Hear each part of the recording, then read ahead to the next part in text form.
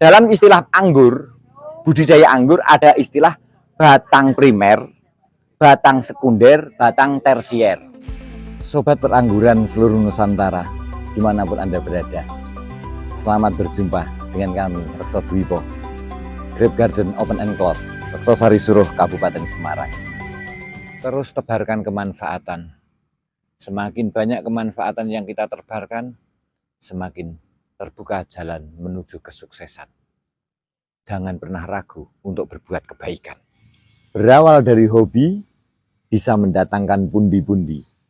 Dari pinggiran kota Salatiga, tepatnya di Desa Reksosari, Kecamatan Suruh, Kabupaten Semarang, Rekso Dwipo. Jalani proses menuju sukses, gematen open, telaten titen, panen. Silahkan berkunjung ke Rekso Dwipo, Free HTM. Kita berbagi pengalaman di sini. Banyak sekali peluang ekonomi yang bisa kita gali pada budidaya tanaman anggur ini. Bukan provokasi, tapi hanya sekedar motivasi. Selanjutnya, silahkan Anda yang menentukan. Tanaman anggur masih sangat menarik di kalangan para pecinta buah-buahan anggur. Tinggal kita yang mau menyikapinya, merespon untuk budidaya tanaman anggur. Salah satu keuntungan daripada budidaya tanaman anggur, selain pembuahannya tidak kenal musim, tanaman anggur sekali nanam, kita bisa seterusnya memanen. Berbeda dengan tanaman buah-buahan yang hanya sekali petik. Selain produksi buah, banyak sekali potensi-potensi ekonomi yang bisa kita gali pada budidaya tanaman anggur. Wisata agro, kuliner, pembibitan, saprotan, sarana prasarana tani, dan lain sebagainya. Tanaman anggur tanaman tahunan. Tidak seperti tanaman buah-buahan lain yang sekali petik, setelah itu kita harus kembali mengolah lahan dan menanam lagi. Sangat menguntungkan sekali. Berbicara tentang tanaman anggur, sangatlah menarik. Pada dasarnya, membudidayakan tanaman anggur tidaklah sulit. Seperti halnya kita menanam ketela pohon, singkong. Setek, tancapkan, grafting, sambung, okulasi. Berani mencoba, berani praktek.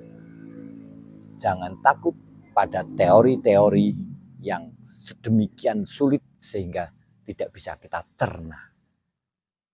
Semua tanaman pada dasarnya sama.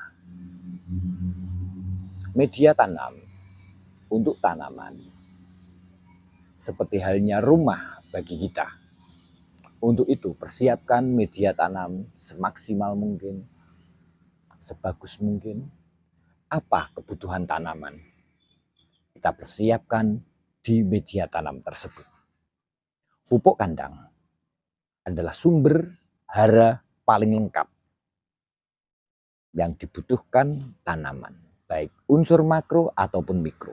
Semua tersedia di pupuk kandang. Adapun perawatan-perawatan selanjutnya, seperti halnya merawat tanaman-tanaman yang lain.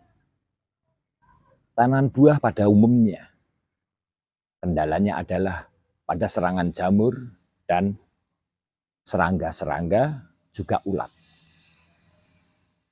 Di toko pertanian semua obat-obatan tersedia. Ketika terserang jamur, kita spray dengan fungisida. Ketika diserang oleh hama, kutu, ulat, belalang, ataupun yang lainnya, kita spray dengan pestisida atau insektisida. Selesai sudah. Tinggal ketelatenan kita. Bagaimana kita merawat tanaman kita. Gematen open, telaten titen. Nanti pada akhirnya kita akan menuai panen. Pembuatan greenhouse terkadang menjadi beban. Rekan-rekan yang mau membudidayakan tanaman anggur. Tetapi dari sisi lain, pembuatan greenhouse sangat menguntungkan karena greenhouse bisa kita fungsikan sebagai ruangan untuk menata kuliner kita. Di sini, ketika kita berjualan bakso, ketika kita berjualan mie ayam, ketika kita tata di sini akan sangat menarik untuk pengadaan kuliner. Greenhouse tidak perlu kita membuat warung. Tetapi sekali kita membuat greenhouse, kita sudah bisa mendapatkan ruangan untuk kuliner kita. Dalam budidaya anggur, yang pertama kali yang harus kita perhatikan, sebetulnya bukan hanya anggur, semua tanaman. Pertama yang kita perhatikan adalah media tanam. Media tanam. Media tanam bagi tanaman itu seperti halnya kandang bagi ternak, rumah bagi kita. Untuk itu harus kita perhatikan apa yang dibutuhkan tanaman, kita usahakan semaksimal mungkin bisa tercukupi di media tanam tersebut.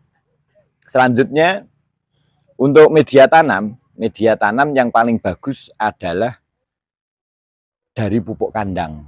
Karena di pupuk kandang ini semua unsur hara tercukupi, tersedia di pupuk kandang tersebut, baik untuk unsur makro ataupun mikronya. Anggur itu sangat membutuhkan air, sangat membutuhkan sinar matahari. Tetapi akar anggur itu tidak kuat ketika tergenang air terlalu lama, rentan banget. Untuk itu media tanamnya harus poros. Poros itu artinya airnya itu cepat meresap, gembur. Ketika media tanam sudah kita kondisikan, baru kita mulai menanam tanaman anggur. Tentang media tanam, ada pertanyaan lagi. Ya, komposisinya ya. Kalau yang sudah jadi kayak ini, dia tanam satu pupuk kandang. Yang bagus untuk tanaman anggur pakai serindil. 2 arang sekam. Iya, arang sekam. 3 sekam mentah. Sekam mentah.